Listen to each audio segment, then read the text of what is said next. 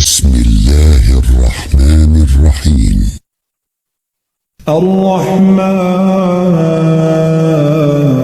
الرحمن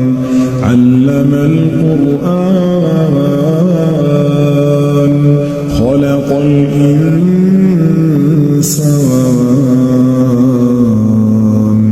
علمه البيان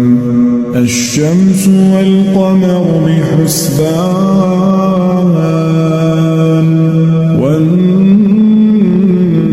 والنجم والشجر يسجدان والسماء رفعها ووضع الميزان ألا تطغوا في الميزان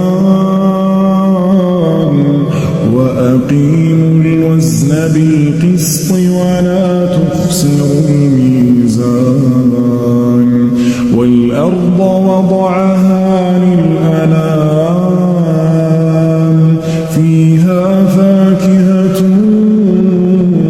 والنخل ذات الأكمام